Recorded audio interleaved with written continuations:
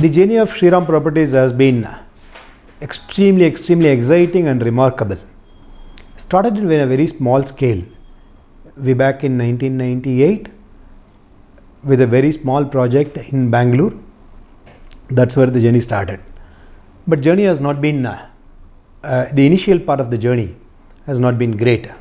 So when we started the business, probably many may recall the Asian financial crisis in 1997 and most importantly NBFC crisis hit our group very badly. There has been serious restrictions for even the conducting the businesses. Hence from the group whatever the capital was thought about could not be employed. It is because of the NBFC crisis. And as a group we had to go through series of difficulties between 98 and 2003. A lot of NBFCs have struggled and probably some of them have even closed their business. A lot of them suffered a lot. It was a sheer coincidence and series of right activities within Shriram Group that Shriram Group has survived and managed to come out of that crisis, NBFC crisis between 97 and 2003. Today rest is history, but that was a very tough journey. So as for Shriram Properties, to start with, 98 when we thought we are going to do many projects and a lot of capital is going to come through, unfortunately these crises around us which are beyond our control put us into a lot of difficulties. There are two ways of looking at whether it has put us into difficulties or whether it has given an opportunity for us to find ourselves in a much better spot and define your journey in your own way and do much greater things. So in fact that crisis has helped us a lot to define ourselves in a right way. Started in a very small scale, as I said, from Bangalore, I moved from Chennai to Bangalore. So practically started with the zero capital. I relocated myself to Bangalore. Slowly, we started building the project and slowly started expanding by taking projects on joint development where we did not have capital to deploy to start with. So that was the initial part of the journey. Slowly we are building projects. Few things we wanted to do and we wanted to stick to few things. One such thing is we knew what is our strengths. We knew what is the position we should take, and most importantly we had a clear view of what all we should not do. That was the most defining moment, I would say. Maybe the starvation of capital or non-availability of capital has helped us. I owe not to my great intelligence, I owe not to my great capability, I owe the circumstances, the crisis just forced us to work on certain directions. So probably we could take credit not for our intelligence, not for our capability, not for building a great business, how to manage this crisis and create an opportunity out of crisis. To that extent we can take credit. So few things we decided not to do. That's very critical. We thought this business of housing, Prime Minister recently talked about housing for all by 2022. We thought there is a deep necessity for us to do affordable homes and there is a big demand. And in fact, I estimated in 1999-2000 when I was asked to speak about, I said next 10 to 15 years the gap between demand and supply will be much larger. Supply will never be able to meet the demand. Sometime later, about 7-8 years ago, in some of the interview in IIM Bangalore, when somebody asked this question, unfortunately my answer was the same. What I spoke about 7-8 years ago, same answer. So now if you ask me after about another 12 years, whether have we met the demand of the housing needs, unfortunately the answer is the same. It is not changed in the last 20 years time. So there is a need for us to be focused on affordable housing. So that's where we set our focus on providing homes for affordable and mid-market segment. That has helped us. And a few other things, people were talking about backward integration and doing everything, right from land aggregation to construction to procurement to development, marketing. We thought probably time has come that we should focus only on one area where we could be the master. The rest of the areas, we should identify the right set of partners who can come along and be part of our journey and help building the business together. That's what we decided. We decided to stay focused only on development aspect, leaving the contracts, leaving the land aggregation, land procurement, those aspects to some other people, which we did not want to get into it, which has helped us, and also retain some of the key areas, whether it is product design or efficient way of designing the product itself, efficient way of designing the product with the cost optimization, and the way with which we can sell, or we can find different ways and means with which we can sell our product. And how do we bring customer loyalty? How do we ensure that customers stay firm with us for the next 20 years? These are all some of the areas we decided to stay firm, and that has helped us to define ourselves in the right place. It was good. The first 7-8 years of journey was good. There was a defining moment in this space, 2005. Not even 2005. December 2005, Government of India first time announced foreign direct investment to be permitted in real estate. So end of December 2015, this notification came in. We took early mover advantage of raising capital through private equity, and probably we are the first among the few to tap this private equity capital in a much larger scale. Today, God's grace, today we hold substantial quantum of money which has come into the country in private equity space in real estate. We raised close to about $809 million of capital which has been raised by us since for FDI has been permitted in real estate. So that was the next phase of journey wherein we have been able to attract good quality institutions to come and partner with us. So we had our first project level investment in Chennai. It was a very large township. It was a 7 million square feet township which has got SEZ, office space, retail, residential component. Sun Apollo came in as our first partner, and that has helped us that has given a lot of confidence. Until then we were doing small projects with limited capital. So this was the first redefining moment which has helped us to think much larger and much bigger. So we started the journey very well. Thereafter, another redefining moment was the support what we received from large private equity capital, Walton Street Capital and Starwood Capital. They came in sometime in end of 2007, through which they partnered with us in one project in Calcutta. Not only that, when we are looking at listing the company, when we are thinking of whether we can take the company public, at that point of time Walton Street came back and said, we would like to support your growth in building this company to much larger scale. They came in as equity partner in the holding company. So that was in 2008. Slowly, a lot of other people also started coming in. 2011, TPG came in and invested with us, and thereafter Tata Capital, sometime in 2015 and 16, they came and invested with us. So large 4 players, Walton Street Capital, Starwood Capital, TPG Capital and Tata Capital, all 4 very reputed large institutions operating across the world. They decided to partner with Shriram Properties. That was one of the most proud moment for me particularly, because I founded this business. It is my child. So the way I have grown, there is a recognition from these 4 large institutions. Large institutions are one of the most respected in the world. So they have decided to partner. The best part is they haven't partnered with any other real estate developer in the country.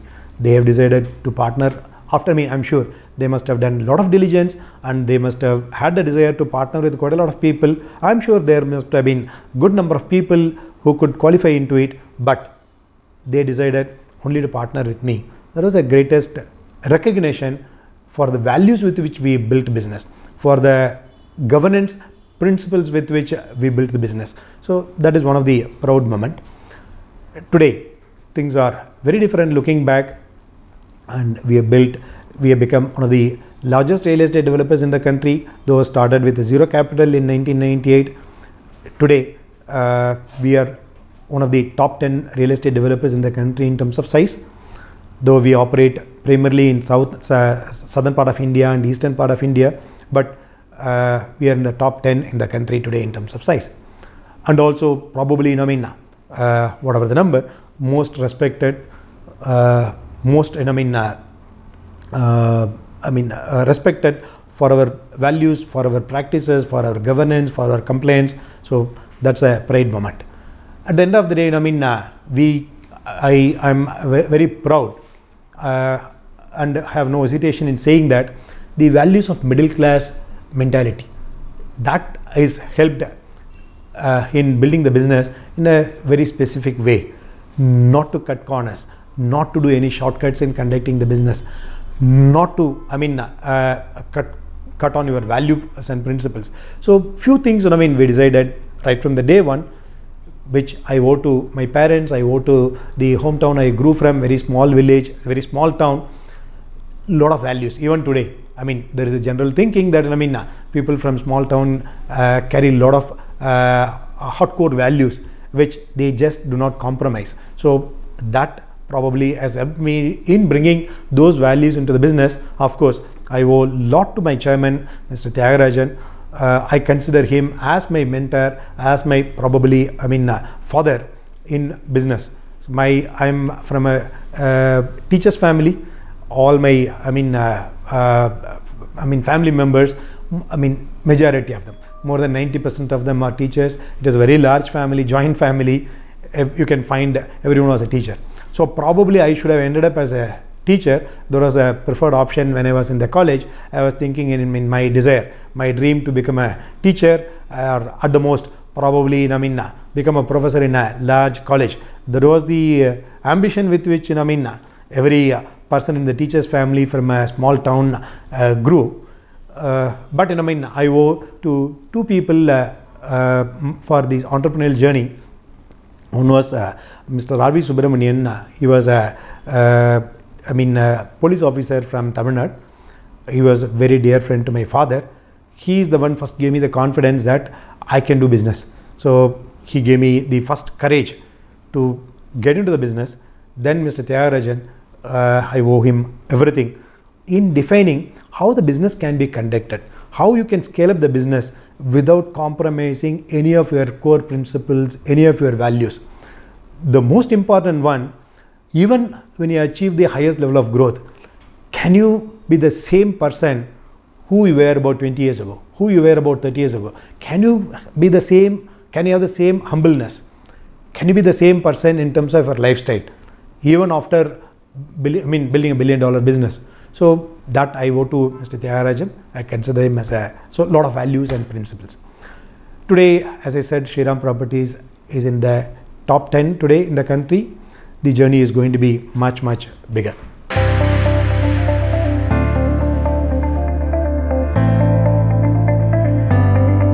The next point, probably we should look at what is that COVID has done to the industry today. Just before COVID, there were a few other incidents. See, there were a few redefining moments, not only for Shriram Properties, not only for Murali as a person, for the industry also. First one was foreign direct investment was permitted. The next most important redefining moment was the NDA government, led by Shri Narendra Modi in 2014.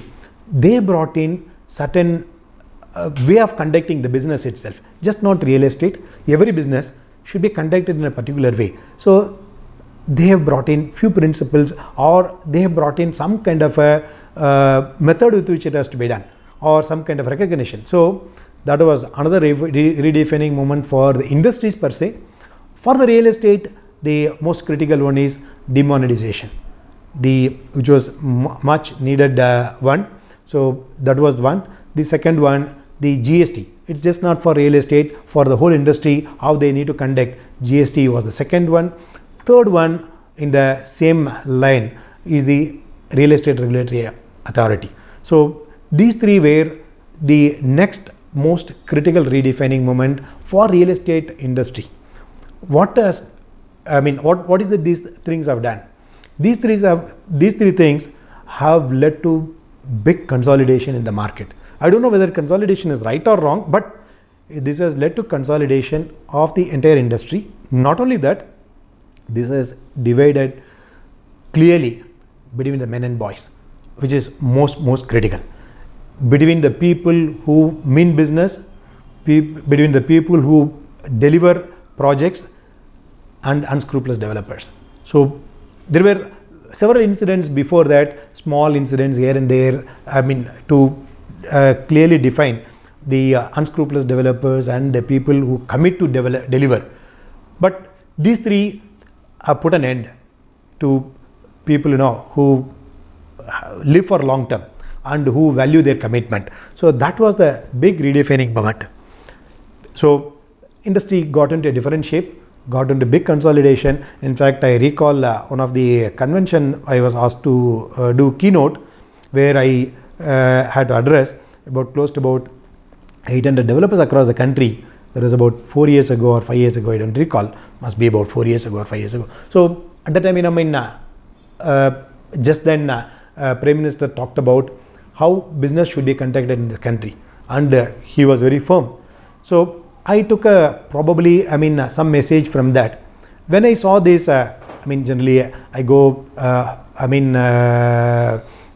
without any big notes for me to give any keynote. When I was asked to do the keynote, I just went and saw those 800 people with a lot of jubilance, and it was not in India, it was outside India. So I felt probably this is not going to be the situation moving forward. The thinking what Prime Minister has got in conducting somebody's business. So I made a mention, probably soon we'll have our real estate developers meetings or convention not in ballroom anymore, can be in boardroom. So there was about 4 or 5 years ago. Unfortunately, it has become real today. So industry has gone through serious consolidation, particularly after these three incidents, and COVID has cemented that now. COVID, I do not know whether it is right or wrong. The industry was going through big consolidation. COVID now has cemented this consolidation part. Now industry may be left with about 50-60 developers across the country, not beyond that, and each city may be having about 10-15 people, not beyond that. They will cater to about 90% of the market or 90% of the market. Maybe several hundreds of people may be contributing to the remaining 5% or 8% market share. So that's where the market has shaped up. So COVID has done its bit in making sure that industry is consolidated, and also differentiating not the boys and men and good men. So that's the differentiation COVID has led to. This will lead to further. It's just not over. COVID is not over. It is here to stay for maybe a little longer time, unfortunately. But few things which are happening in the industry is that bigger consolidation today. Now, how should one conduct in this? So probably some people who are with deep pockets, people who are with core values, people who have the access to capital, they can survive.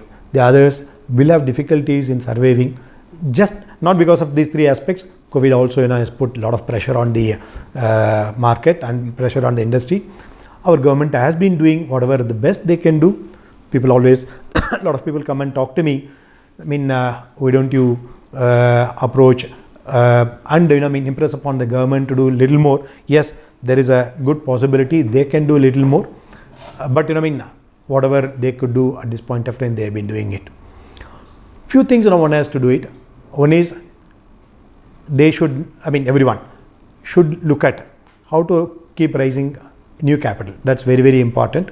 Opportunity is going to be huge, humongous. It's not going to be small opportunity. If one needs to grow from whatever the position today, 2x every year, that's a possibility. 3x every year, that's a possibility. But can they do it is a question mark. It depends on how well they are equipped in managing the current situation. it should be a possibility.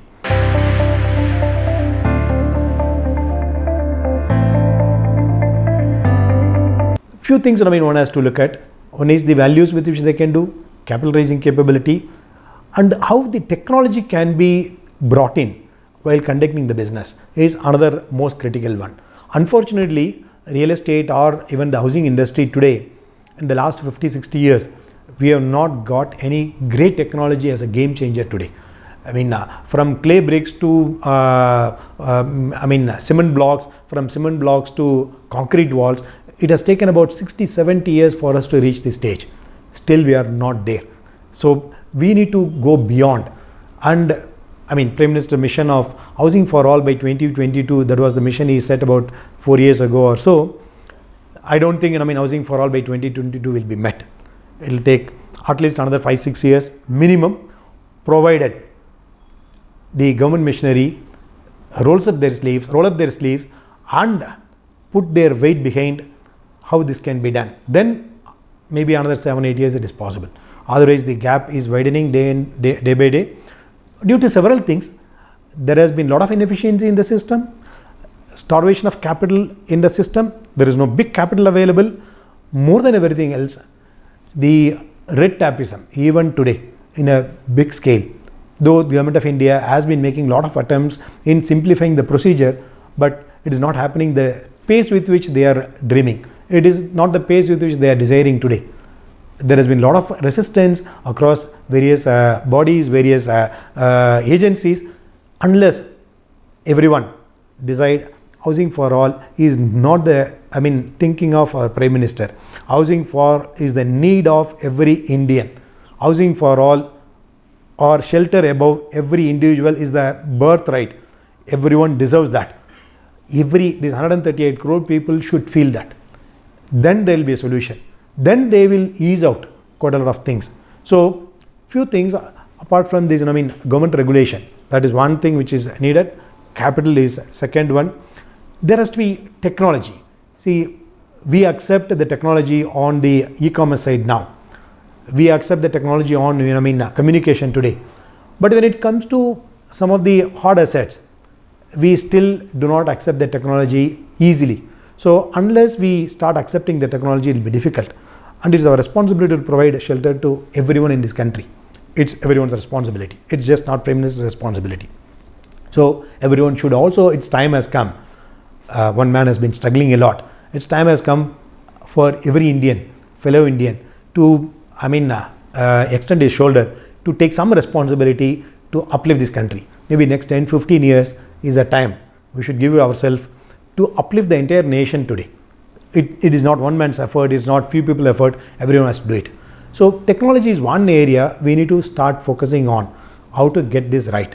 So technology in the business and also conducting the business itself will be playing a very, very important role today. Now the technology has been accepted in various other industries. Technology has been accepted the way of conducting the business. Soon it has to be accepted in real estate also. Soon it has to be accepted in housing business also. Then only we can get a solution. So technology will play a very, very important role. I'm sure something is hitting. We are constantly focusing on what technology we can use. What is the new thing we can use with which we can probably shorten the time period which we can complete the project, or we can do the same thing with a much reduced cost, or we can even conduct the business with much lesser cost. Instead of marketing cost spending X, can you spend X minus to get the same desired result? So we are constantly working on that. Not only we, the senior members in the industry have been working on this. So I'm sure something new. I don't know what will be the redefining moment. You don't know, but I love to wake up to a new redefining moment every day. So that's where I look for every day. I look for to wake up. Can we look up for another redefining moment, which can help giving back to the society, giving back to the community, which can in turn uplift the society is what I am looking for. Technology is one role I am looking at.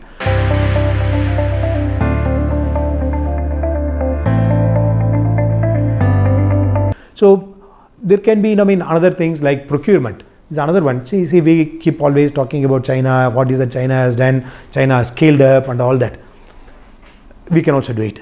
If China can do it, we can also do it. We have done it in the service industry. I mean, there has been great organization, whether it is Infosys or TCS or Wipro or Cognizant, there has been great organizations have cracked this formula of being a leader in the world in the service industry, in the IT space. If we can do it, we can do it in the manufacturing also. But there are a few things we need to do it. Indians per se, as a society, we have been service oriented, we have been accommodative, we are relationship oriented society. Hence, there are a few things we need to make some changes to our approach to probably challenge China on manufacturing. So I think time has come today. We need to focus on how we can bring this manufacturing excellence, which is the most need of the hour today, for which procurement will play a very important role. Can we procure items at the best quality items at most economical rate, and also put those items into production and scale up on that? That's another most important one I think we should start looking at. I'm sure from the government side, they should look at probably, this has been, I've been raising voice on this. We should start, I think time has come to start trusting entrepreneurs. That's very important. Who are the wealth creators for this country? Only entrepreneurs can create wealth for this country. There are a lot of other things, administrative things which are required, but only entrepreneurs can create wealth. There is a huge distrust from the government to entrepreneurs or from the entrepreneurs to government. So I think that has to be broken. We need to start trusting entrepreneurs can deliver. So maybe there has to be some mechanism, or maybe some different approach. Like US, when they started their growth, first was to industrialization. They looked at industrialization as the way. Then they got into service side. Then they got into financial giant. So we probably did not do that. We focused on education, but unfortunately, some policies in the last 50-60 years have not led to, even giving education which can help in uplifting some people. It was more academic, it was a more book oriented. The new education policy which has been introduced, I think it's a great sign today. It's a major game changer. So probably, this should have been done about 40 years ago, 50 years ago. So new education policy which has been done can be a big game changer.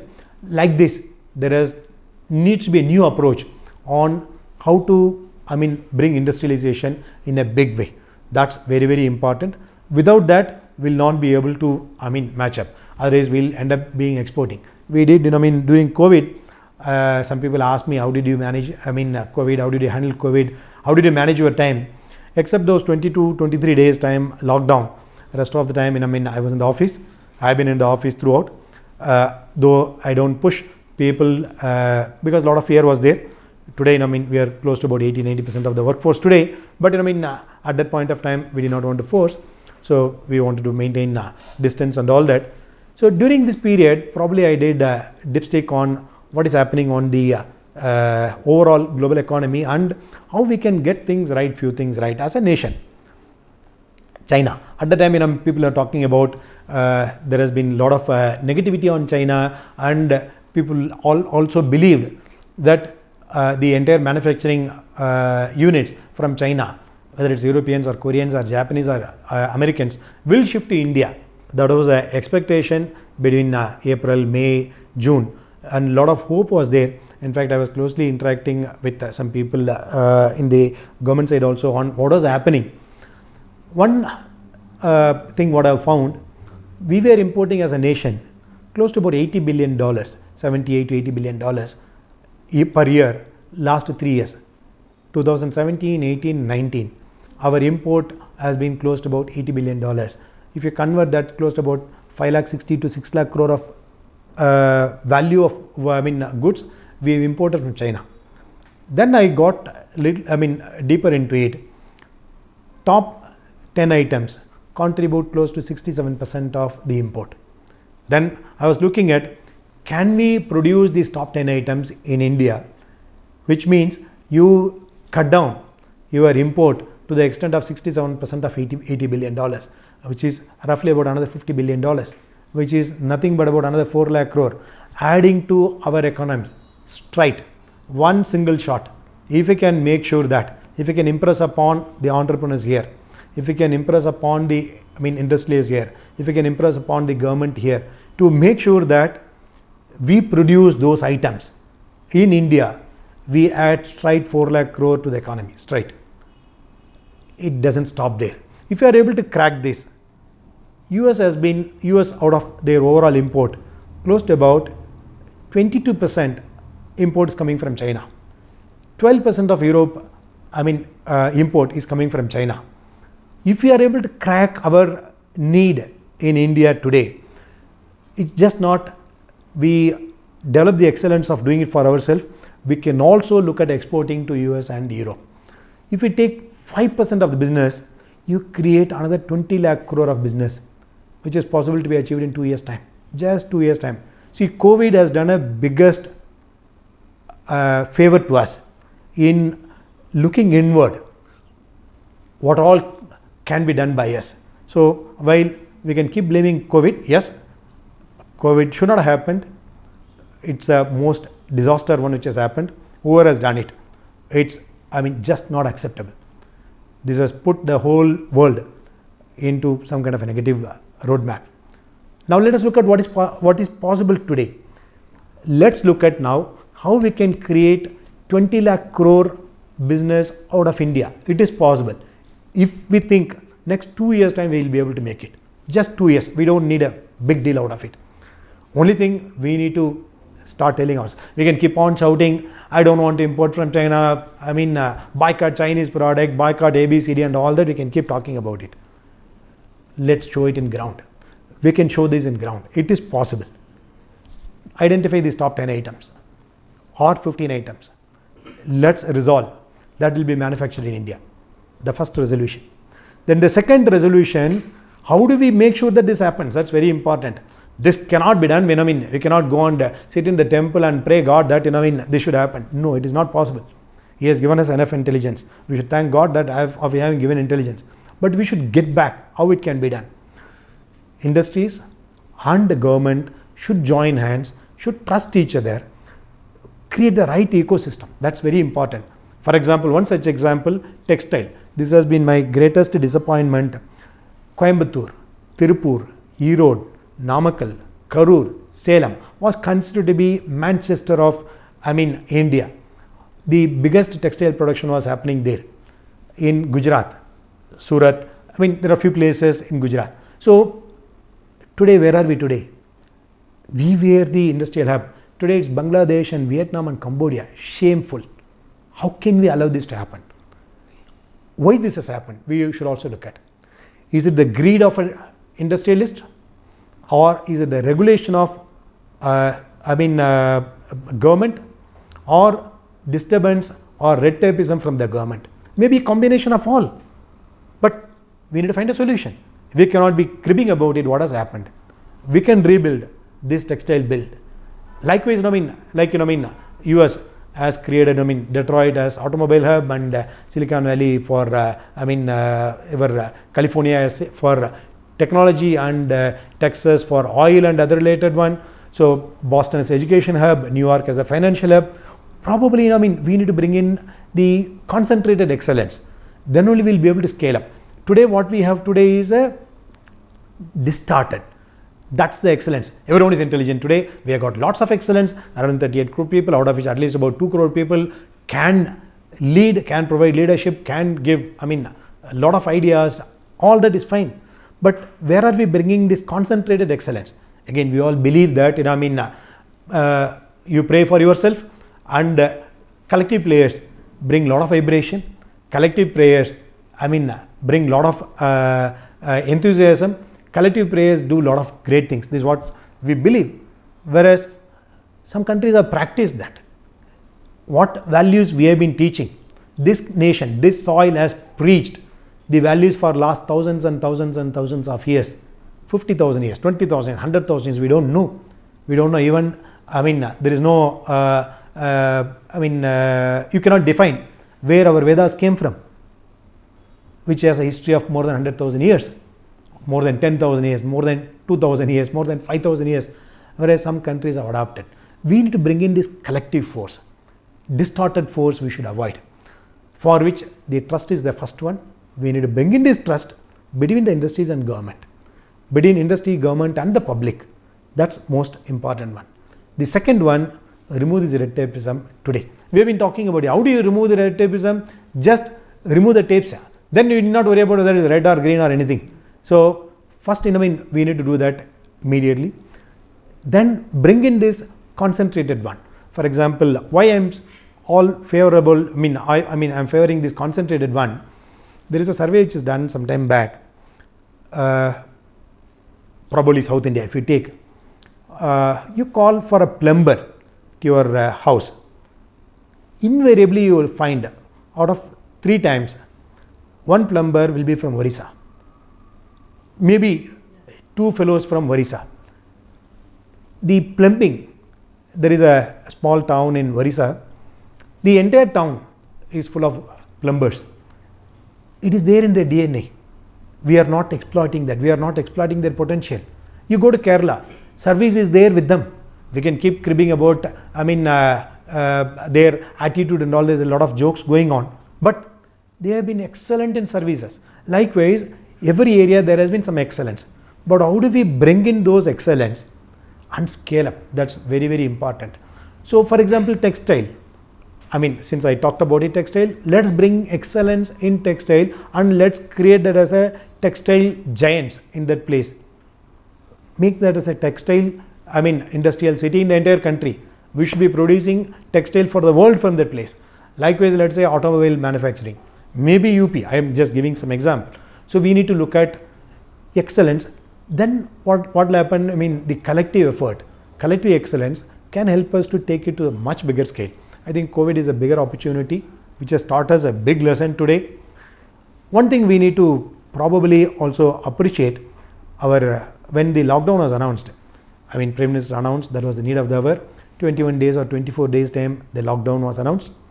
One thing we should be proud as a nation, during those period, in fact, some of my colleagues came back and said, we are closing down the office. Will there be and it's a fully glass building, will there be a theft? Will there be a criminal act? Will there be a riot? And probably this will open new ones for those bad elements to take advantage of the situation, lockdown period. But those 21 days, the number of riots have come down to 0 almost. Criminal acts come down drastically to maybe very small percentage. Rapes have come down. Lot of these people have behaved very well due to 2 things. One is there was a trust, other is fear. Basically, we as a community, one of the best people, but there is no point in having complacency of being the best. How do we make sure that a fellow citizen next to us, he gets the best quality of life? That can be done only by putting our forces together, putting our intelligence together and creating a much, much larger enterprises. Then only we'll be able to do it. So COVID is a big opportunity. I think we should be able to manage this well and become the world leader maybe in the next 10 years. It is a possibility. I am sure we will all together have a big role to play, big responsibility to play.